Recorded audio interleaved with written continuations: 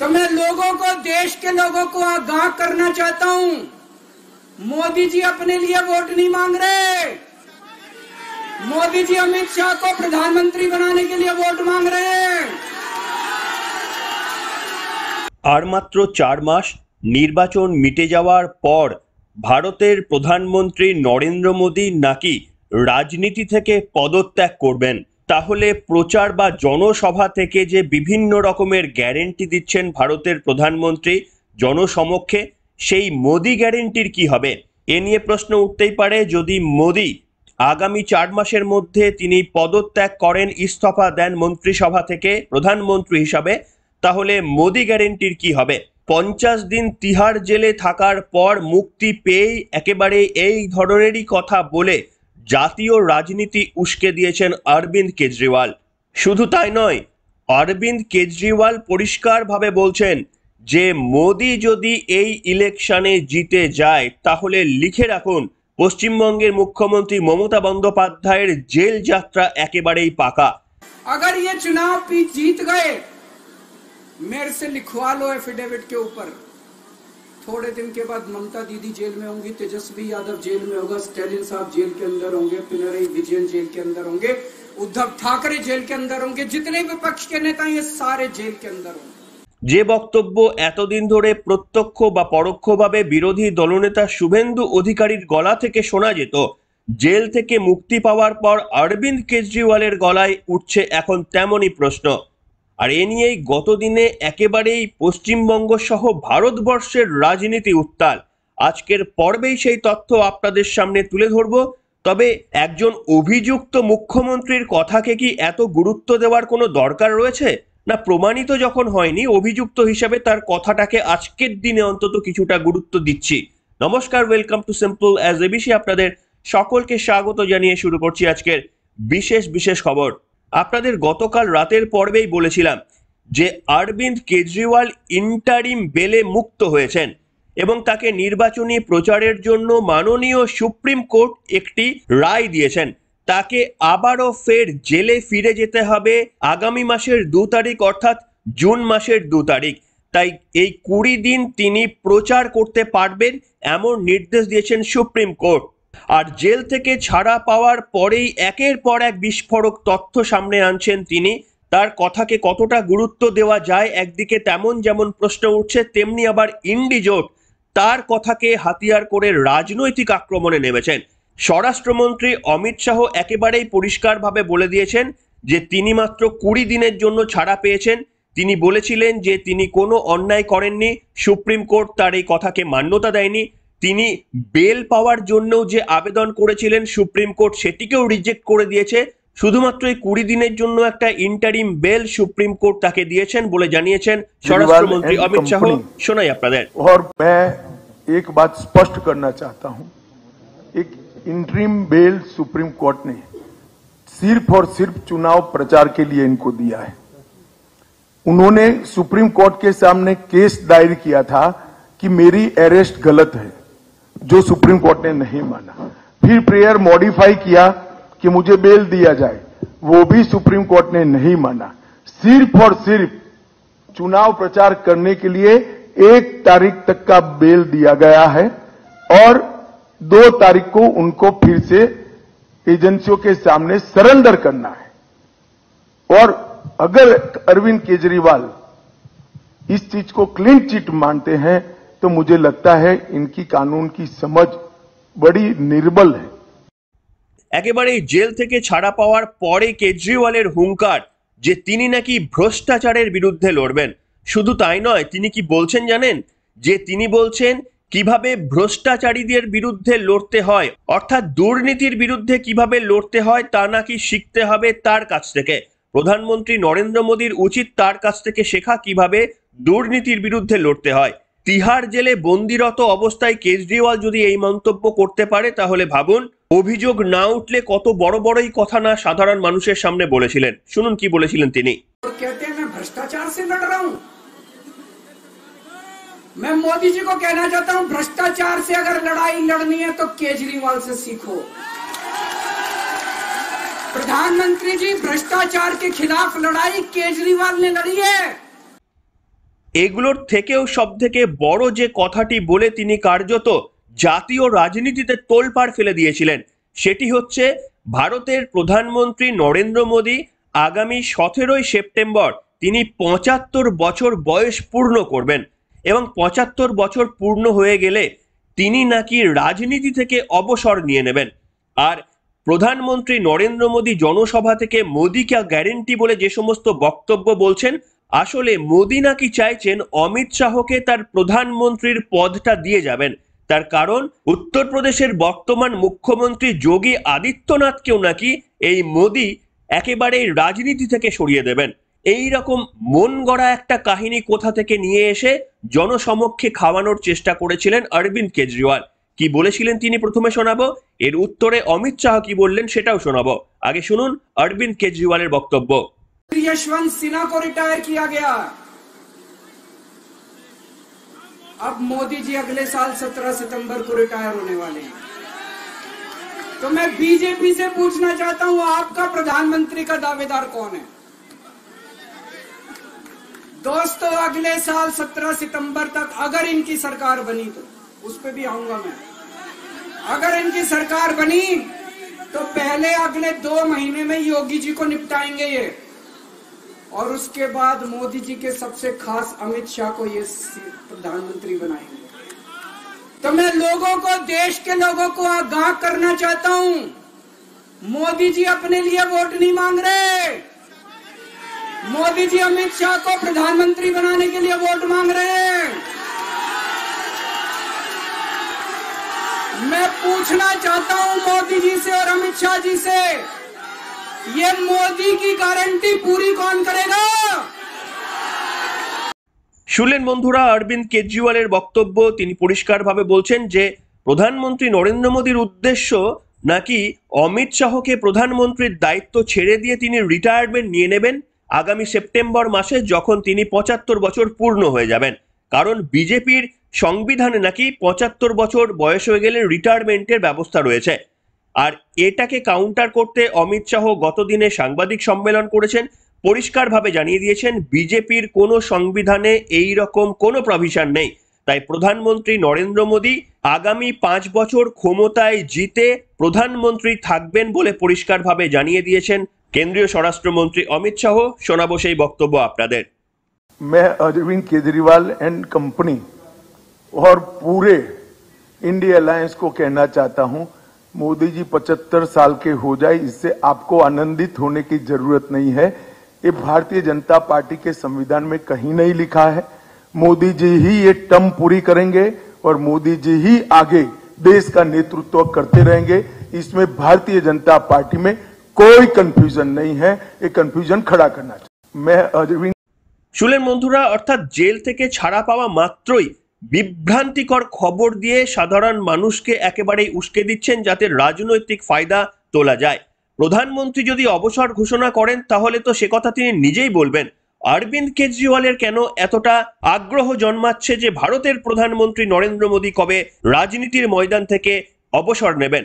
দেখুন, কারণটা খুব সহজেই অনুমেয়। তার কারণ এই বর্তমান প্রধানমন্ত্রী নরেন্দ্র মোদী তিনি পরিষ্কারভাবে বলেছেন যে আপনি যত বড়ই রাজনৈতিক প্রভাবশালী নেতা হন না কেন, আপনি যদি করাপশনের সঙ্গে যুক্ত থাকেন তাহলে জিরো টলারেন্স বিজেপির পক্ষ থেকে। আর সেটাই ক্রমশ করে দেখাচ্ছেন ভারতের প্রধানমন্ত্রী।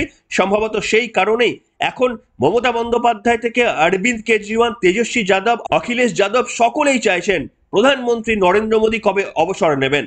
আসলে সেটি বোধহয় এত তাড়াতাড়ি হবার নয়। তবে অরবিন্দ কেজরিওয়াল আরো একটি মারাত্মক বক্তব্য বলেছেন গতদিনে, যেটি তোলপাড় হয়ে গিয়েছে রাজ্য রাজনীতিতে। তিনি বলছেন, আপনারা লিখে রাখুন, যদি মোদী 2024-এ জিতে ক্ষমতায় আসে তাহলে মমতা বন্দ্যোপাধ্যায়ের জেল যাত্রা নিশ্চিত।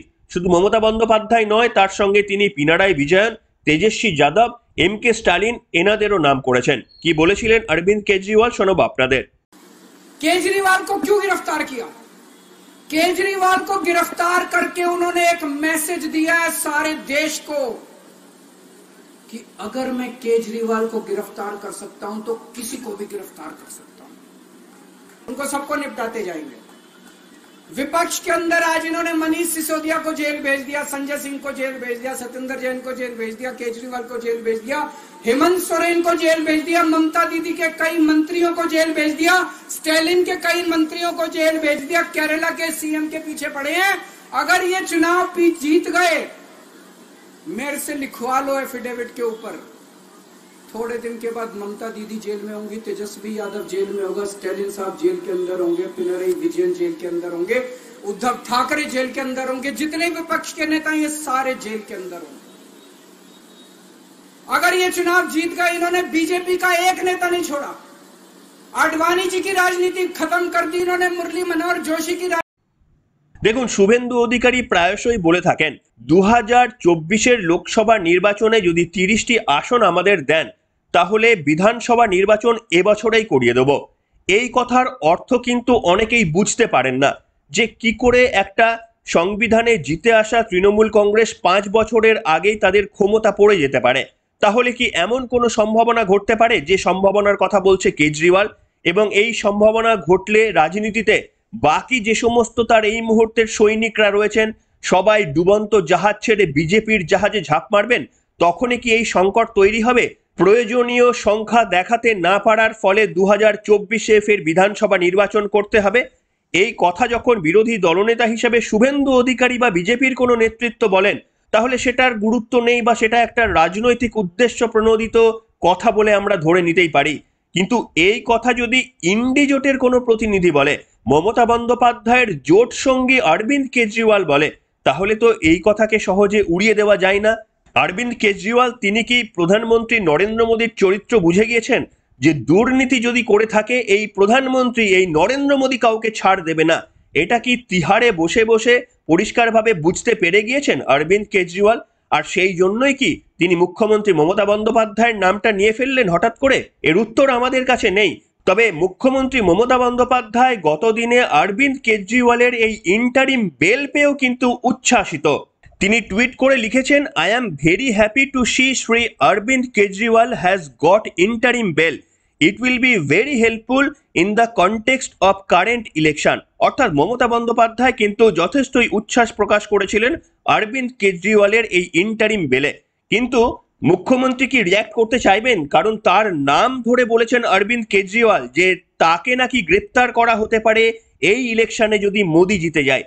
এই প্রসঙ্গে রাজ্যের মাননীয় মুখ্যমন্ত্রী কি কোনো মন্তব্য করতে চাইবেন? অরবিন্দ কেজরিওয়ালের এই বক্তব্যকে তিনি কি সমর্থন করছেন নাকি তিনি অপোজ করছেন? এটি কি পরিষ্কার করতে চাইবেন রাজ্যের মুখ্যমন্ত্রী? অপেক্ষায় থাকলাম আমরা। তবে আপনাদের দেখাবো এখন একটা রাজনৈতিক ট্রেন্ড হয়ে গিয়েছে। আমাদের সমাজের করাপ্টেড নেতাদের যাদের জেল যাত্রা হয় তারা মুক্তি পাওয়ার পরই এমন সগর্বে বেরিয়ে আসেন মনে হচ্ছে যেন তারা কোনো স্বাধীনতা সংগ্রামী, দেশকে বাঁচানোর জন্যই তাদের এই জেল যাত্রা। আসলে করাপশনের মতো ঘৃণ্য কাজে কার্যত বাংলা ভাষায় যাকে বলে চুরি, এই চুরির মতো ঘৃণিত অপরাধে জেল যাত্রার পরেও যারা এইভাবে বুক ঠুকে বেরোতে পারে আর মানুষ যদি এইভাবে সাদরে তাদের স্বাগত জানাতে পারে তাহলে জেল যাত্রায় কে ভয় পাবে বলুন তো? কোন রাজনৈতিক নেতা জেল যাত্রায় ভয় পাবে? তার কারণ মানুষ যদি ফুলের মালা নিয়ে অপেক্ষা করে থাকেন জেলের বাইরে যে একজন নেতা তিনি সাধারণ মানুষদের ঠকিয়ে চুরি করার মতো গুরুতর অভিযোগ উঠেছে তাকে বরণ করার জন্য ফুলের মালা নিয়ে যদি সাধারণ মানুষরা তৈরি থাকি তাহলে এই রাজ্য এই সমাজে দুর্নীতি বাড়বে, এর থেকে আর অবাক হওয়ার কি রয়েছে? এই কথাই বলেছেন বিজেপির এক মুখপাত্র। তিনি বলছেন আগে লোকে বলতো যে বিলেত ফেরত আর এখন লোকে বলে জেল ফেরত। এটাও যেন একটা গর্বের ব্যাপার যে আমি জেল থেকে ফিরে এসেছি। অরবিন্দ কেজরিওয়ালকে দেখে অনেকটা তেমনই মনে হচ্ছে তিনি কোনো রাজ কাজ করে এসেছেন।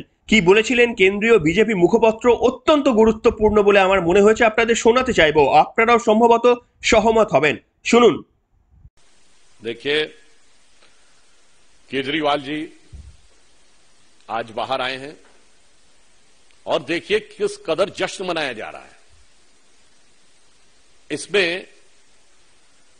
मैं कहना चाहूंगा कि केजरीवाल जी जैसे लुटियन जोन में कुछ एलीट क्लब होते हैं ना, वैसे भारतीय राजनीति में कुछ एलीट क्लब है। हम लोग अभी बचपन में सुनते थे कोई व्यक्ति विदेश से लौट के आता था तो उस जमाने में बड़ा होता था फॉरेन रिटर्न है। वैसे ही भारतीय राजनीति में एक एलीट क्लब है jail return, prison return. Kejriwal ji अब जेल रिटर्न चीफ मिनिस्टर्स के एलीट क्लब में शामिल हो गए हैं। ये वो क्लब है जो बहुत पुरानी सदस्यता जिन्होंने ली है। 1997 में लालू प्रसाद यादव जी इस क्लब के सदस्य बने। 1996 में तमिलनाडु की मुख्यमंत्री जयललिता जी इस क्लब की सदस्य बनी। फिर सन 2000 में तमिलनाडु के मुख्यमंत्री करुणानिधि जी जेल रिटर्न क्लब के सदस्य बने। फिर 2006 में झारखंड के मुख्यमंत्री Shibu Soren ji jail return club के सदस्य बने। फिर 2008 में मधु कौड़ा जी जेल रिटर्न क्लब के सदस्य बने। और मजे की बात यह है कि अब उस जेल रिटर्न क्लब के सदस्य बनने के बाद जो खुशी मना रहे हैं आम आदमी पार्टी के लोग, तो मुझे लगता है कि अन्ना को अपना गुरु मानने के बाद लालू यादव जी को अपना गुरु मानने का जो उन्होंने दिखाया था रामलीला मैदान में, तो उसका पूरा प्रभाव उनके ऊपर नजर आ रहा है। तो जेल से आने पर, और वो भी केवल शॉर्ट टर्म में विशेष परिस्थितियों में जैसा दिया गया है, उसके बाद जो उनकी ये खुशी दिखाई पड़ रही है, तो मतलब लगता खुशी मिली इतनी जो मन में ना समाये, पलक बंद कर लूं कहीं छलक ही ना जाए।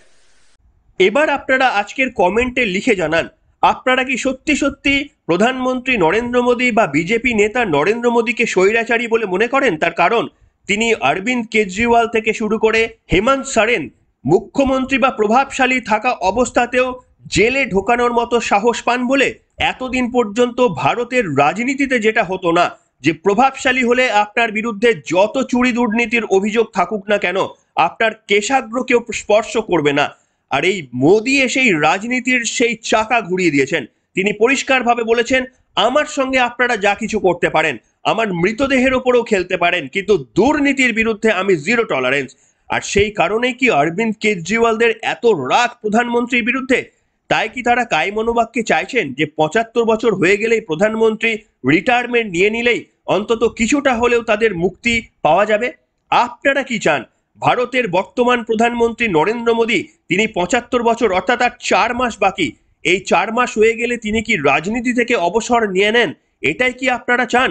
নাকি আরো 5 বছর বা যতদিন তিনি সুস্থ আছেন, যতদিন তিনি কর্মক্ষম আছেন, ততদিন ভারতের তাকে দরকার, তার মতো নেতৃত্বকে ভারতের দরকার বলে আপনারা মনে করেন?